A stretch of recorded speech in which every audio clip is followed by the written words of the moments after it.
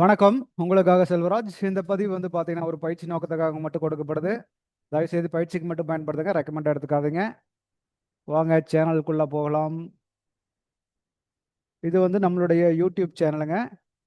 இதில் Telegram link கொடுத்துருக்கேன். இதுவே உங்களுக்கு பார்த்தீங்கன்னா, இதில் கொடுக்கக்கூடிய டெய்லி நிஃப்டியோட லைவ் அப்டேட்ஸ் கொடுத்துட்ருக்கேன். அதுவே உங்களுக்கு ட்ரேடிங் சப்போர்ட் பண்ணும். முடிஞ்சா கனெக்ட் ஆகி செக் பண்ணி பாருங்கள். அடுத்தது பார்த்தீங்கன்னா, பிகினர்ஸாக இருந்தீங்கன்னா இந்த ஒரு 15 வீடியோ இருக்குது. பிகினர்ஸ் கைடு இதில் 15 வீடியோ ஒன் பை ஒன்னாக ஸ்கிப் பண்ணாமல் பாருங்கள். ஒவ்வொரு வீடியோ முடிஞ்சோன்னா பயிற்சி பண்ணிவிட்டு அடுத்தடுத்ததுக்கு போங்க. ஒரு வீடியோ முடிஞ்சோன்னா கண்டினியூவாக பார்க்காதீங்க. கொஞ்சம் கொஞ்சம் கேப் கொடுங்க. ஒரு நாள் ப்ராக்டிஸ் பண்ணுங்கள், அடுத்த நாள் பாருங்கள். இப்படியே ஃபாலோ பண்ணுங்கள். ஆல்ரெடி ட்ரேடர்ஸ் வந்தீங்கன்னா இந்த தவறாமல் பார்க்க வேண்டிய பாருங்கள். இதுலேயே நம்மளுடைய கான்செப்ட் இருக்கும். இது முடிச்சுட்டு அதுக்கு பின்னாடி இந்த அப்டேட்டர்ஸ் வீடியோ பாருங்கள். நம்ம சேனலுக்கு சப்போர்ட் பண்ணணும்னு நினச்சிங்கன்னா சப்ஸ்கிரைப் பண்ணாமல் தான் சப்ஸ்கிரைப் பண்ணிக்கங்க. ஃப்ரெண்ட்ஸுக்கு ரெஃபர் பண்ணுங்கள். ஏதாவது டவுட் இருந்தால் கமெண்ட் பண்ணுங்கள். வாங்க இன்னைக்கு நிஃப்டி என்ன நடந்ததுன்னு பார்க்கலாம். ஆல்ரெடி நம்ம இங்கே ஒரு ரெசிஸ்டன்ஸ் போட்டிருந்தோம். இங்கேயும் ரெசிஸ்டன்ஸாக தான் வச்சுருந்தோம். இது சப்போர்ட். காலையில் பார்த்தீங்கன்னா ப்ரீ ஓப்பன் மார்க்கெட்லேயே கேப் டவுன் தெரிஞ்சிச்சு. அப்போ பார்த்தீங்கன்னா இந்த சப்போர்ட்டு இது ரெசிஸ்டன்ஸாக ஒர்க் ஆகிருக்கும். பட் இன்னைக்கு எப்படி நடந்ததுன்னு ஒரு பார்வை பார்க்கலாம். 5 மினிட்ஸுக்கு பார்க்கலாங்க. 5 மினிட்ஸுக்கு பார்த்தீங்கன்னா நல்ல கேப் டவுன். இங்கேருந்து மார்க்கெட் இங்கே ஓப்பன் ஆகுது. அப்படிங்கும்போது மேலே டக்கு டக்குன்னு வருது. ட்ரெண்ட் என்ன ட்ரெண்டு அதை ஃபஸ்ட்டு நீங்கள் ஐடென்டிஃபை பண்ணுங்கள். ட்ரெண்டு என்ன ட்ரெண்டுன்னு பாருங்கள். ட்ரெண்டு என்ன ட்ரெண்டுன்னு பார்த்து அதுக்கு தகுந்த மாதிரி மூவ் பண்ணணும். சரிங்களா? என்ன ட்ரெண்டில் இருக்குது அப்படின்னு ஃபர்ஸ்ட் பார்த்தீங்கன்னா, இது உடச்சுனே செல்லுக்கு வந்தாச்சு. மார்க்கெட் இங்கே நிற்கிது. இன்னைக்கு காலையில் ஏற்கனவே இந்த லோ உடச்சிட்டு போட்டு இங்கே ஓப்பன் ஆகுது. அப்போது ட்ரெண்டை நீங்கள் கணக்கு போட்டிங்கன்னா செல் ட்ரெண்டில் இருக்குதுன்னு தெரிஞ்சிச்சு. அப்போ நம்ம இதுக்கு எதுக்காக மூவ் பண்ணணும் அப்படின்னா செல்லுக்காக மட்டும் மூவ் பண்ணணும். ஆல்ரெடி ஒரு கேப் டவுனில் ஓனங்கானி ஒரு ப்ராஃபிட் புக்கிங் நடந்திருக்கு. மேலே இது வரைக்கும் வந்துட்டான். அகெயின் கீழே, அகெயின் மேலே.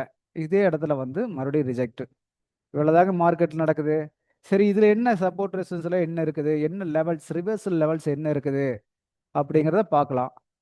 இங்கே பாருங்க, இது ஒரு லெவல் இருக்குது, இது ஒரு லெவல் இருக்குது, இது ஒரு லெவல் இருக்குது. அப்போ இந்த லெவல் தான் நம்ம கவுண்ட் பண்ணணும் இப்போ. சரிங்களா?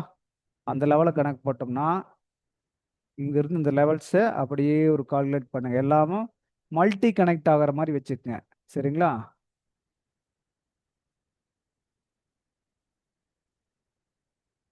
மல்டி கனெக்ட் இங்கே பாருங்க, அப்படியே இழுக்கிறது வரைக்கும் இழுக்கிறா. இப்போ நீங்கள் செக் பண்ணி பார்த்தீங்கன்னா தெரியும் எத்தனை இடத்துல கனெக்ட் ஆகுது அப்படின்னு பார்க்கலாம்.